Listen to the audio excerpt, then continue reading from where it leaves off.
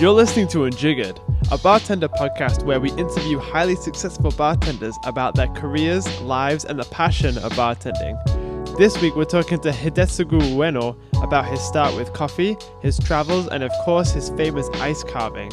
With this podcast, we want to peel back the mask and discover just how the greats really became the greats. So sit back and enjoy.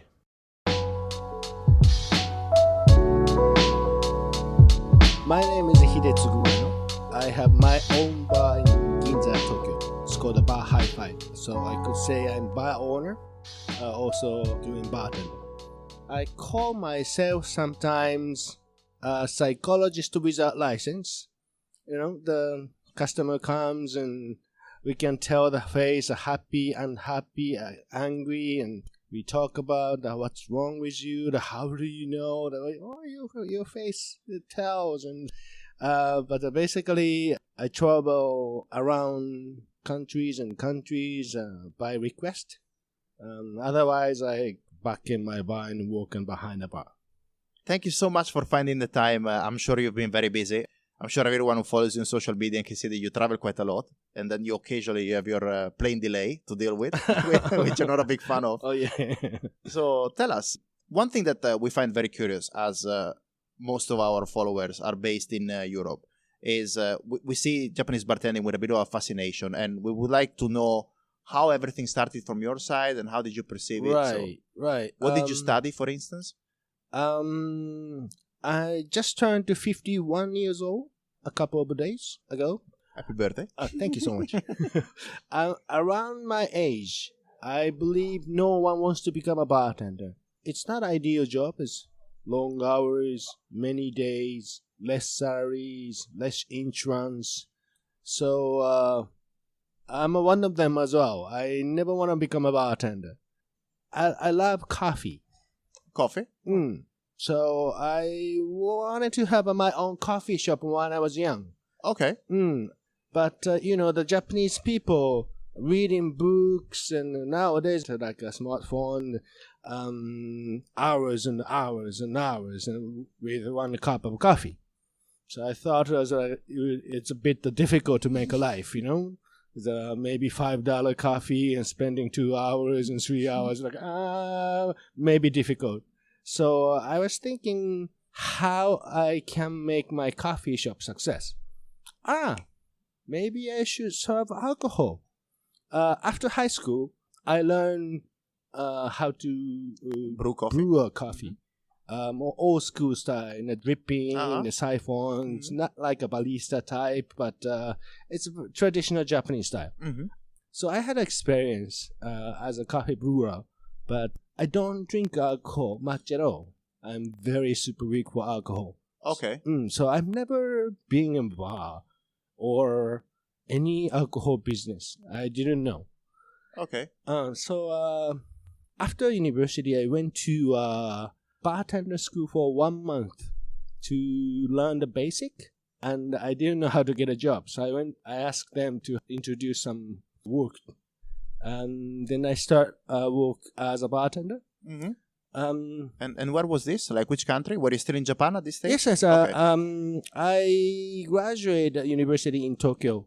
Okay. So I was still living in Tokyo. My teacher sent me one and only the highest in the society is called Ginza in town. Okay. Congratulations. I first working in a bottle service bar. Okay.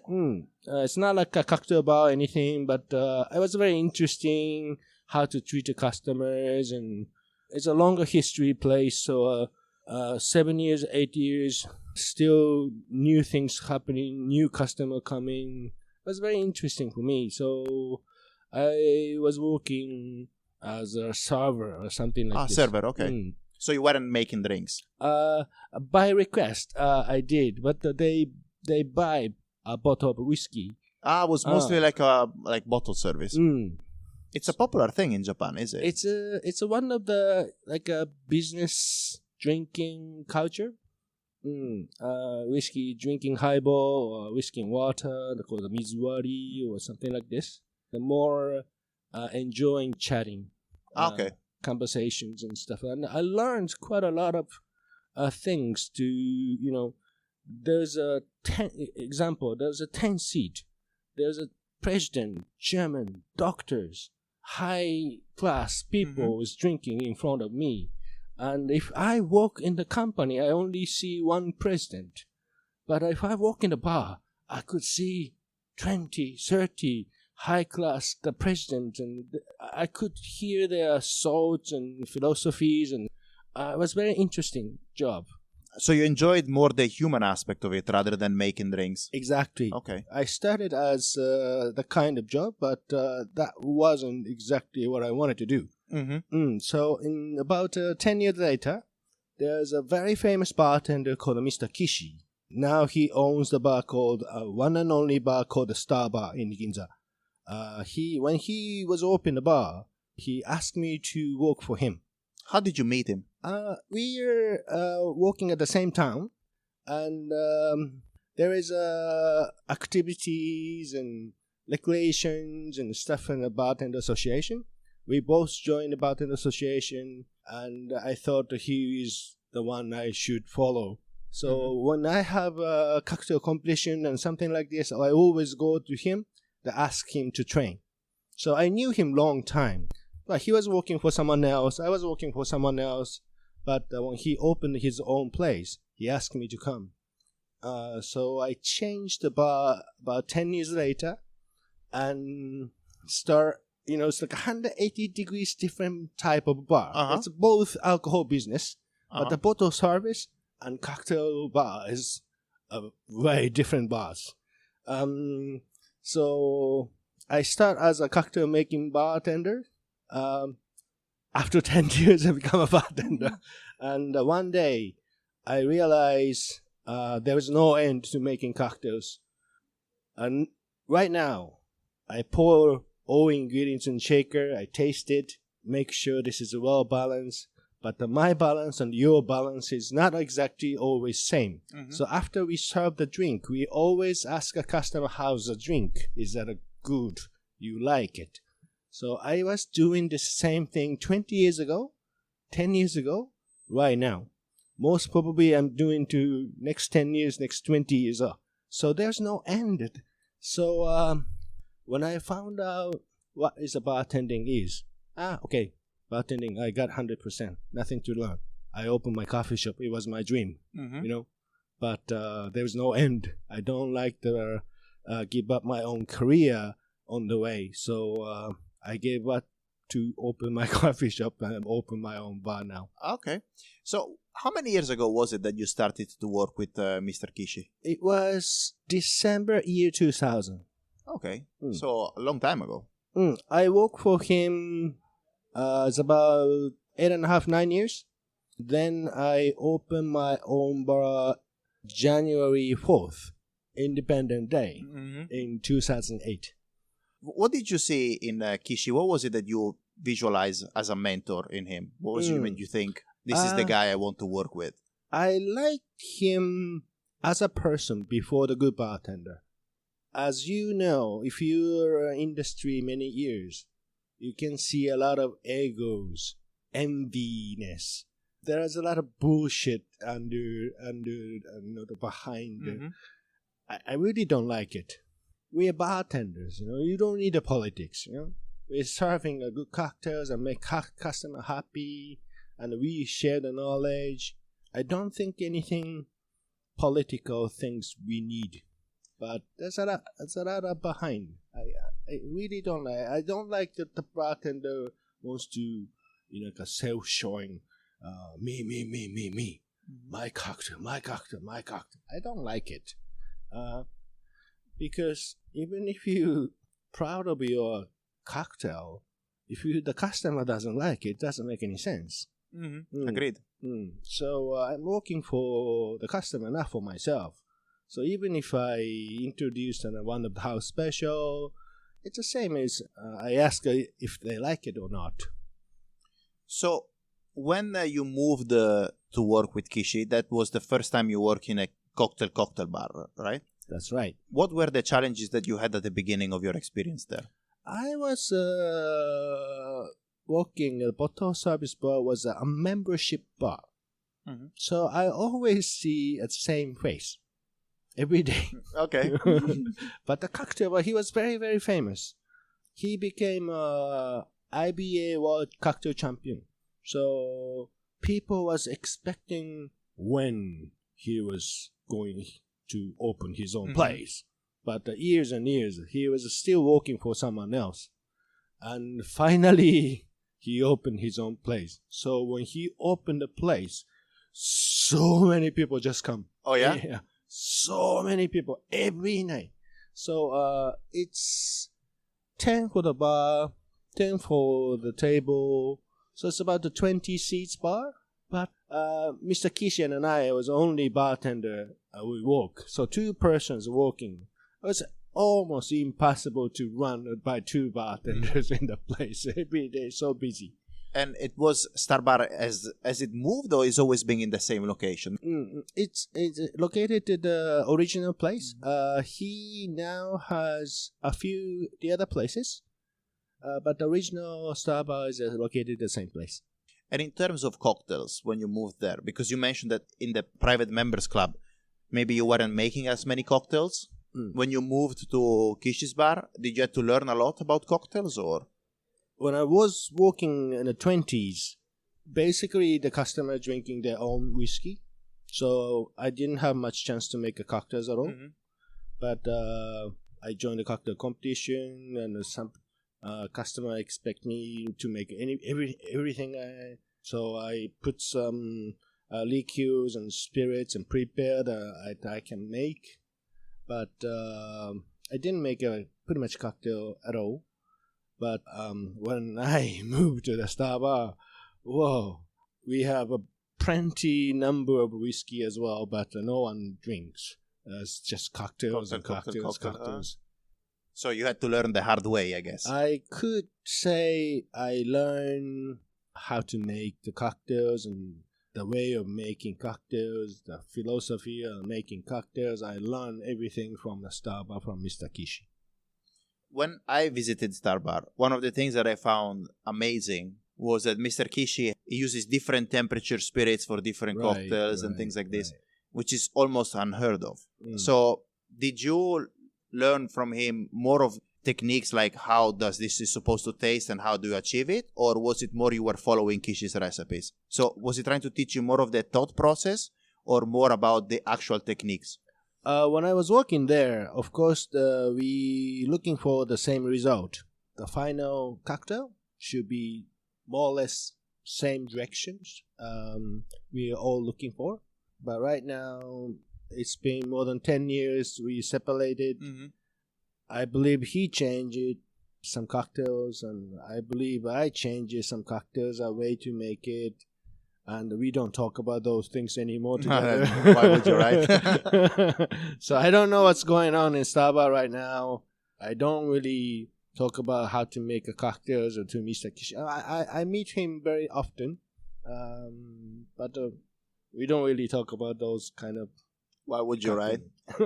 And what made you decide I'm ready to open my bar?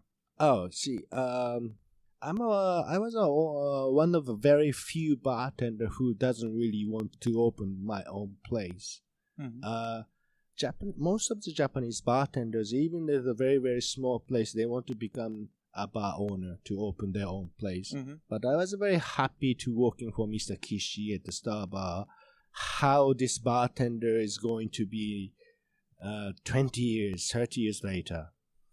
So I wasn't really gonna leave, but at the same time I had a family as well, and I guess he doesn't want to take care of my the rest of my life. If I don't leave, he has to take care of my family as well, salaries and everything. So and at the same time I start going back and forth, internationally traveling. And the very first year, we counted how many days I was away from Star Bar.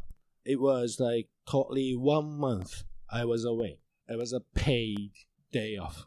And we all agree that is too much. Too much, okay. So the only way I can take care of my own family and away from my own place is to open your own my bar. own bar.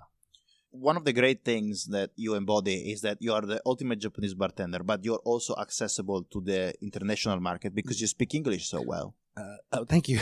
Where did you learn? Like, how did you speak English so well? Well, I was one of the very few bartender back in 30 years ago. I went to university. Mm-hmm. A lot of bartender maybe after high school start working. Mm-hmm. But I went to university, and there is a exchange program to a sister city in the USA. So I went to exchange student to Washington State, West Coast. Ah, okay. That's a beautiful part of the world. Yeah, it's a very countryside. Which city were you? There's a second biggest city in Washington State after Seattle. It's called Spokane. Okay. Not much people know there's the second biggest city. It's also outside of Spokane. It's called very small town called the Cheney, where the Eastern Washington University was. How much time did you spend in the US? Only 2 semesters, exchange program. So I'm not from rich family, so I had to graduate in 4 years. Okay. So only 2 semesters. Oh, but that's a very cool experience, huh? I was very busy to go to class. I failed on most of the unit, but I had a very good experience. Good job. Do you still like coffee? I do. I was very serious when I was young to making coffee, but now for coffee, I'm very easy. Now I'm more serious to making cocktails. Okay, you're more relaxed about coffee. That's good. So, fast forward 10 years, you have the conversation with Mr. Kishi, you decide to open your own bar. How did you go about it? Like, how difficult was it for you to find a location and move? Yes, to find the ideal location is quite difficult, and even it's a F&B town. But 10 years ago, I wasn't looking to open my own bar a long time, so I didn't really save any money or anything. So I made a loan from Mr. Kishi and government and everything. We changed the location about 3.5 years ago. Yeah. But the first, the hi-fi was very, very small. It's I remember, I was there. You served me, actually, yeah. Thank you so much. 4th floor the building. We share the floor with the others. Toilet was also sharing. It wasn't an ideal location, but that was all I could 10 years ago. So I wasn't going to finish my whole career there. I wanted to move. So you wanted to find a new location which suited you better, yeah. Yes. Well, your new location is beautiful. I've so seen pictures, have not been. Thank you so much. There's direct flight from Singapore. When you're in Asia, it's much easier. Exactly. I'll have to visit now that I'm here. So how did you go about hiring people? Because your head bartender, she's a woman, right? Yes, yeah. exactly. So when did you get in contact with her? Because she's extremely hardworking, isn't she? She is. She's working for me now more than 8 years. So the high five history is almost her history as well. Mm-hmm. I didn't really look for the bartender at the moment, but one of the former bartender was about the leaving, and she happened to come to my bar. Okay. And told me that she was looking for the job in Ginza, and it was very right timing. Nowadays, it's very, very difficult to find a new generation because the population of the younger generation in Japan is less and less and less, and the old people doesn't pass away. So we have to help the older generation. The parents has to, raising kids is very expensive in Japan. Parents have to work. Maybe 1 kid, 0 kid. There are not much. Parents carry 3 kids, 4 kids like old back days. So there's a very small amount of younger generation, and good industry take a good person first. So it's been maybe 10-20 years of very difficult to find a good person in the F&B now. Yeah, so I always need a hand. Yeah. So one of the things that is quite striking about your bar is the fact that I visited a lot of bars in Japan, but yours was the only bar where I saw foreigners working, not Japanese people. Right. So is this generation issue that you have one of the main reasons why you hire people from abroad, or is it more for exchange programs? Those guys are mainly you saw was interns, not really workers, employees, because you can't get a visa as a bartender. You can't get a working visa as a bartender in Japan. It's 0%. Okay. So you can't get There's a working, zero chance of getting a visa. Zero chance to get a working visa as a bartender. When you work for a hotel, there's a different way. You doesn't need to be as a bartender to get a visa. But for me, a lot of international passionate young bartenders wants to work for me. But mainly they come for interns in the short term. It depends, from few days to few months. I have now company room that I can put the interns. Oh, that's good. So, the accommodation, 1 month, 2 months, 3 months is so expensive. Mm-hmm. So I give them food 2 times a day, before work and after work. And I give the accommodation. So once they can fly, they don't really need much money anymore. Okay, because that's a very cool thing. You travel quite a bit. Has traveling changed the way you approach cocktails or you approach your guests? To be honest, I don't go overseas for looking for something new, something different. I go overseas to share what I got. I'm giving away what I already have. Okay. And I don't drink alcohol, so I don't really do cocktail bars and anything. Even if sometimes sponsor wants me to take around, the bartender is waiting for you. Let's go this place, that place. I go sometimes, but even if I go really super famous cocktail bar, I take a beer or okay. So you have a very more relaxed approach to whiskey and water or something like this. So I guess so many international customers in my place as well. Not even employee interns.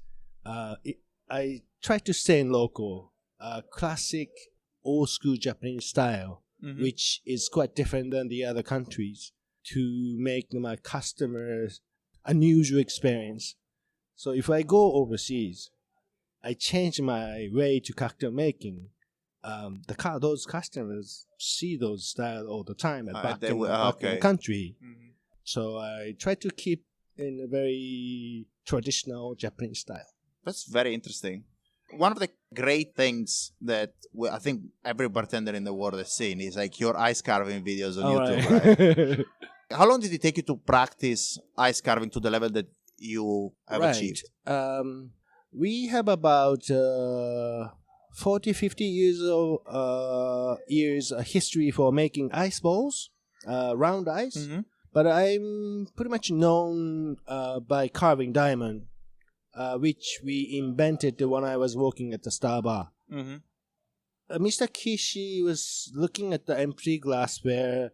He wants to do something different shape, and we're talking about like a diamond shape, and I just showing to some carving and show him, is this like this what you're thinking? And oh yes, so there's something like this, and of course it takes a little while to fit the glassware, but all on the rock cocktail was a diamond. Little while in the Star Bar. So I had to carve like a 40, 50 diamond every day. Okay. My hands are shaking. It was super cold, no? Frozen fingers. It takes hours and hours of just carving ice in before business hours. One of the things that I found very difficult about ice carving, more than the ice carving itself, is the actual keeping the knives sharpened. Is this something you invest a lot of time in? It doesn't need to be super duper sharp. like cutting vegetables and fruits and anything, but you just need to handle the right way. At some degrees, you can carve easily. If it's super cold frozen ice, just from the freezer, it's very cold, like -20, -25. It's very hard. So I leave it in room temperature a little while to make it like maybe -4, -5. It's softer and it's easier to carve. So temperature is more important than sharpness. Talking about shaking, which is such a signature of every bartender, how did you come up about your shaking technique? What kind of exercise did you do to develop it the way that you developed it? When I used to work at a Star Bar, we had maybe 5, 6, 7 different type of shaking for a daily work. Usually bartender has their own style and making different drinks, but we changed the style.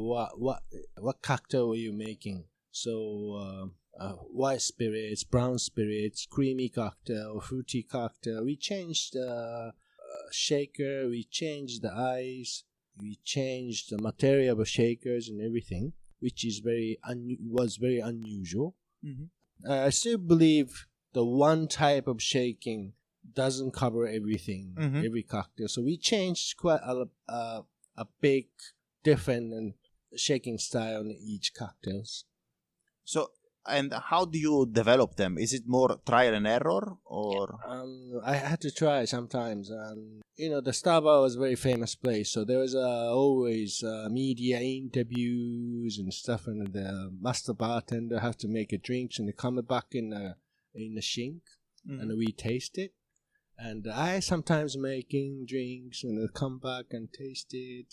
Mr. Kishan and I don't really drink cocktails at all. Okay. So we don't really taste our own cocktail in daily at all. But sometimes, sometimes, taste our own cocktail. Oh gosh. Then I realize I should do more this, more that. Okay. And we always try by customers. To see how they react. That's a cool one. When it comes to glassware, where do you source your glasses from? Is it mostly Japan or? Mostly local, yes. Glassware in Japan is very gentle, very super thin. It's very comfortable when you touch the glassware. You travel a lot. What's your favorite country that you visited? The one that impressed you the most? Well, I do Taiwan quite a lot. Okay. Just because I have some work and 6, 7 times a year. That's quite a lot, eh? So I do Taiwan. I like Taiwan. I call it second home. I saw that, yeah. For the Japanese, Taiwan is very comfortable. A lot of Japanese product and shops and everything. And the Taiwanese people like Japanese. And have you ever thought about opening another bar? The answer is no. I consulted the hotel bar in Taiwan. They wanted to name my bar the High Five Taipei. And I said no. I have a bar I produce in Hong Kong. They wanted to name it High Five Hong Kong, but I said no. Just because if I name my own bar in overseas, it's going to be very huge responsibility out of it. But I won't be there all the time. I only have one body, so I believe I should have only one place, even in a town, because if I have 3 bars and 5 bars in Ginza, my regulars wonder which one I would be every night. But if I have only one, they don't even think about it. Just come to my bar to see me. So it's very easy, and I'm not good enough to manage 3 bars and 5 bars, and so. But that's a very humble approach. A lot of people open a lot of bars because more bars, more money, right? Right. I think it's a very humble approach. It's very customer focused approach. It's all about the software bartender. It's very difficult to run even one bar with a great staff. If I have a 5, I have to correct the 5 times bartenders. It's really difficult nowadays. How did you come up with the name High Five? I I told you when I used to live in the States, I was a student, easygoing. And something good happened, we always high five. I didn't want to name after my name. It's very common in Japan. It is. Ueno or something like this. Oh, no, I don't like it. I didn't want to name after product. Taliska. No. Oh, no. I didn't want to name after some kind of place, like a Bar Tokyo. No. I don't like it. So I was thinking of what is something express how the bar should be. The bar in Japan is very formal. They're polite, but it's not really fun. If 5 years, 10 years, of course you get know each other more. It's more fun. But I know a lot of bartenders in town. If I go, I'm getting senior, so young bartenders get tense and stress and very formal, standing in front of me and try to treat me. But I'm not really customer. Just go to customer, take care of a customer. But I'm a senior, so they try not to go away. So, okay. So I don't like it. So I don't want to make them stress, And mainly bar in Japan, when I visit, it's not fun. I don't feel warm. Okay. They're polite, but it's like a cabin attendant. Okay, it's a Japanese of course. airlines. They're polite, but I don't see their heart. So I want to make my bar warmer, fun. So when you have something, good things happen, you high five, So I thought it was a good name. That's a very cool name. I never thought about that like that way. Thank you. How often do you change the menu, if you change the menu at all? I don't have a menu. You don't have a menu? So there's nothing I can change. That's a cool approach, though. Yeah. A customer walks in and you just ask them what they want. A local Japanese customer is very conservative for drinking.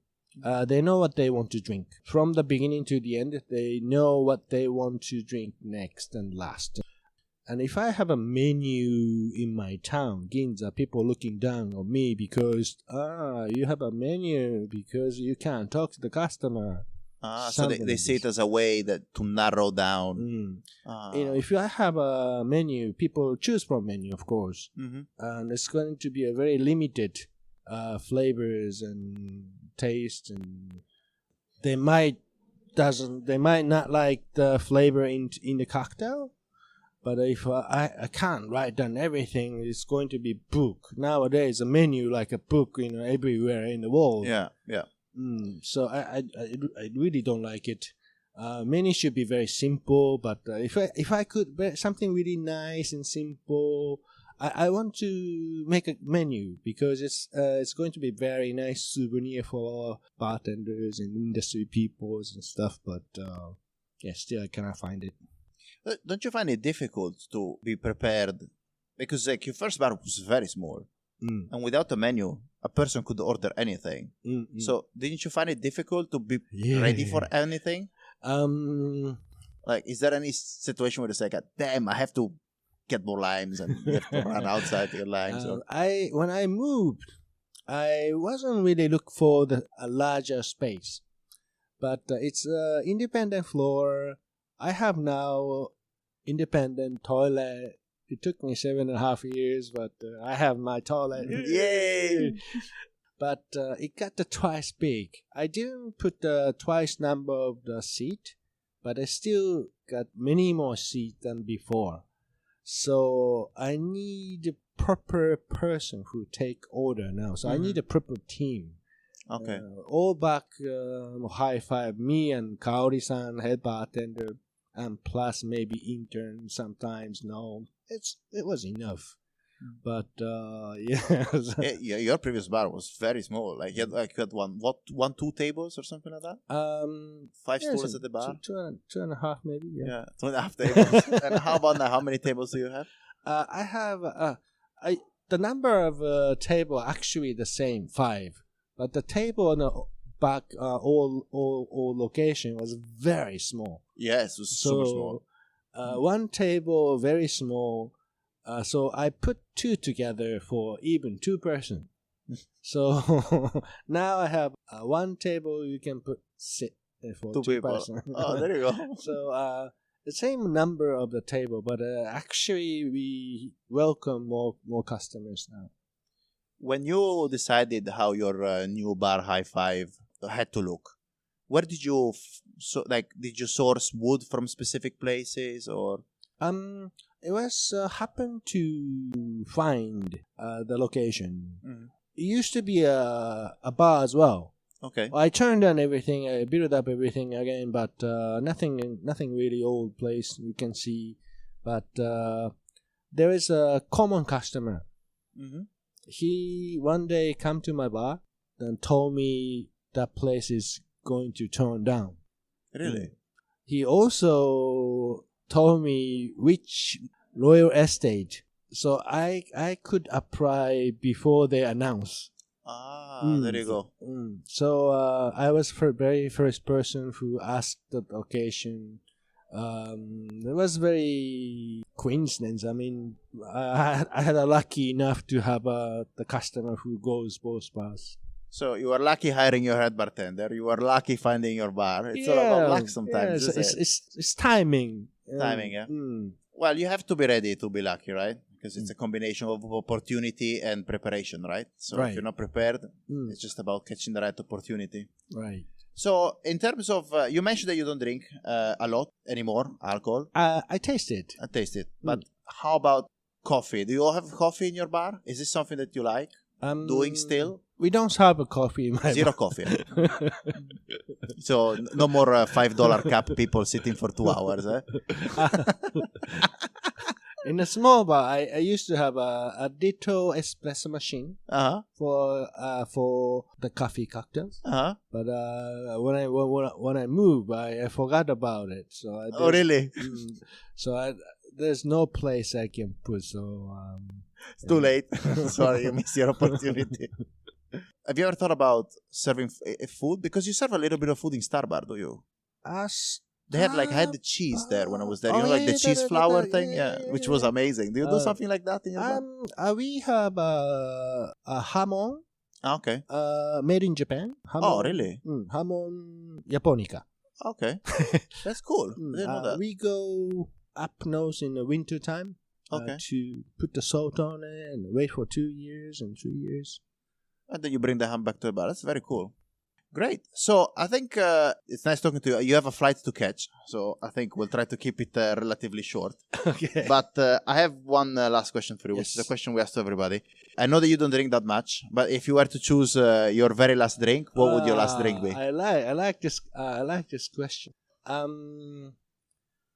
As you can see me, I like sweet stuff. Okay. And I choose for my last drink for my life is going to be a Pedro Jimenez sherry. Oh, that doesn't get sweeter than that. It's very complex, deep flavor, sweet. Even with Pedro Jimenez, I don't drink it usually in the daily life at all, but the last glass should be a Pedro Jimenez. That's fantastic. Thank you so much for finding time for us, Ueno. Thank you. And have a safe flight. Hopefully the plane is not late this time. Oh, I hope so too. Yeah, everyone on Facebook knows when your planes are late, by the way. Maybe Hidetsugu Ueno is around. My flight is delayed. Cancelled. No. Thank you so much. Thank you so much. We hope you enjoyed our interview with Hidetsugu Ueno. You can find more content from us on YouTube and Instagram, where we post our #Classic Tuesday videos, where every Tuesday we show you how to make classic cocktails in less than a minute. We are Unjiggered_media on Instagram, and you can follow our accounts at mmariotti89 for Michele, Alex J. Murphy for myself, and Adrian Bessa for Adrian. Thank you for listening.